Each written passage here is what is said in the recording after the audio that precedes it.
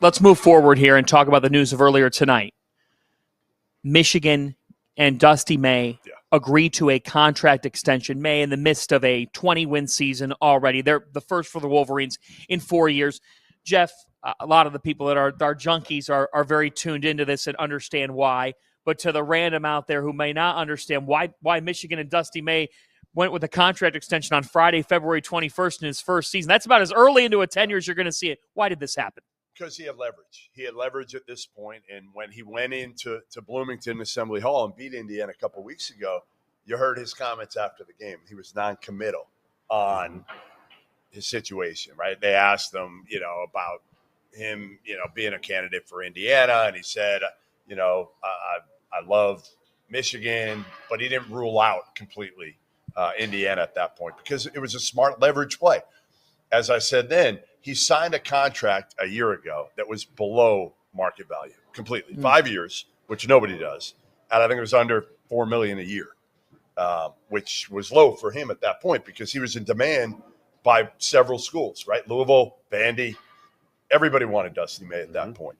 So this was the right thing to do for him right now. He knew he had leverage. The only place he was going to have leverage with this offseason was Indiana. He had to do this now, get another extension. You knew he was going to stay in Ann Arbor.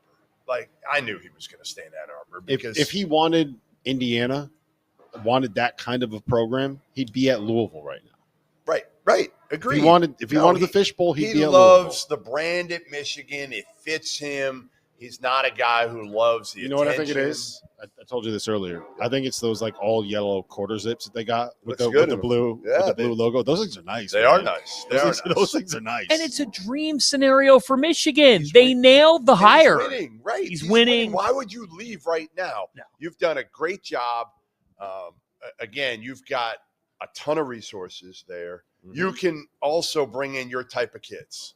Michigan is a place that Dusty loves those high character kids, skilled. Look at what he's done with Danny Wolf and Vlad Golden, being able to play them together. He'll add a point guard next year. He'll have the money to be able to do that, the resources. There was no reason for him to go to Indiana and deal with the fishbowl. And here's what I will say in addition to that. He's got a lot of family in Bloomington. I think part of it also was like, I don't want to – what if I go back, things don't go well? I got to deal with my family living there. That's tough. That's a tough situation. It is. It's a very tough situation. By the way, in a few moments, this is my way of – because we have up until 45 on until our next break. In a few moments, we will reveal who Jeff Goodman thinks should be the man at Indiana. This is called a tease to build things up here, and we're going to get it on social media so then you can release it. So I'm going to start with you on this before Jeff gives us the choice here. Now, knowing what Michigan does with May in the extension, I was talking on Louisville radio earlier today, and I thought it was interesting because they said to me, this was one of their afternoon shows on the local Louisville station. They said when Pat Kelsey got hired, there were some fans there were some fans throwing wood. There were some fans up in arms, Rob. Like fans that were actually ticked off about the hire because they didn't know about Pat Kelsey. They didn't know who he was. I know, it's crazy. They wanted Scott Drew. They wanted this huge name in the sport of college basketball. And so some Louisville fans were like, we're getting a guy from Charleston and he's going to win us a bunch of these games. Those people were out there. So before Jeff gives us who he thinks should be the man at Indiana, if you are Scott Dolson right now sitting down and you're looking at your situation, what are you looking for? And how do you balance splash with right hire? I think you have to – you can't just go after the biggest name because it's the biggest name. And I think that's the trap that a lot of people fall into, right? I think the perfect example of that is Arkansas. You lose Eric Musselman and you go after the biggest name that you could possibly get in John Calipari, and I don't know if that's necessarily gone great, right? No, you do know it has not gone great. Yeah, Kentucky fans, there were Kentucky fans that were upset that they didn't get Scott Drew, they didn't get whoever else, and they ended up with Mark Pope. And, there's a world where Mark Pope and Pat Kelsey are top 5 in National Coach of the Year. Maybe not top 5, top 10, whatever it is. Yeah, they're right there. They're right there. They're right there in the mix. And I do think that finding someone that wants to be there more than somebody that is using that as a leverage play or someone that is, that is just saying it's Indiana, so I want to be Indiana. I want to say I was a coach at Indiana, that is using it as their retirement. That's the thing that you have to be careful of. Without spoiling your take, I know it's probably not going to happen because of the baggage that he has coming along with it. But if you're just looking for the best ball coach that you can get, the answer is Chris Beard. Sure, but there's baggage. Yes. Who Rick Pitino went to bat for earlier today. Yeah, that was a little weird. And then Rick Pitino proceeded to take his name out of the running for Indiana. So and every running. Yeah, out of every running. But Rick is never going to leave. Like, why would he ever leave? He's got St. John's nationally relevant. Well, he can live in the city. 70s too. So it's like, where are you going to go at this point? No, he loves his life in Mamaroneck. Sure. He has a private jet at the airport that's 10 minutes from St. John's campus. He goes to Miami to escape, not to be the head coach in the ACC in an empty building.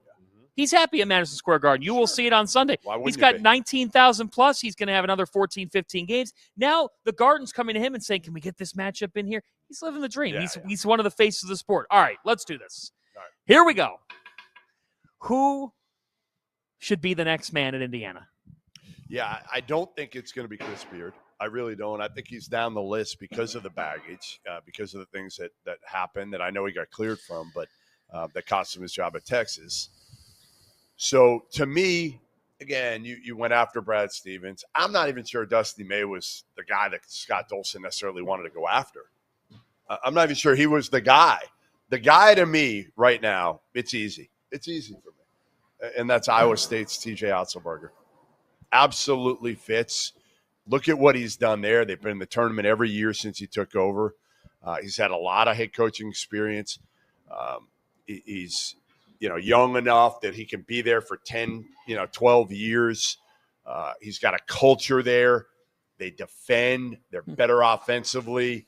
They went to the Sweet 16 last year. They might be able to go to the Final Four this year if they get healthy. The other part, guys, his buyout was really high a year ago. He renegotiated $4 million right now. $4 million, nothing. It's nothing. So the big question is, would TJ Otzelberger want that job?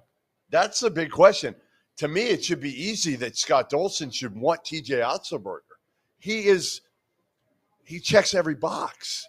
I guess the only box that he might not check is, again, the one like, does he want to be in the fishbowl?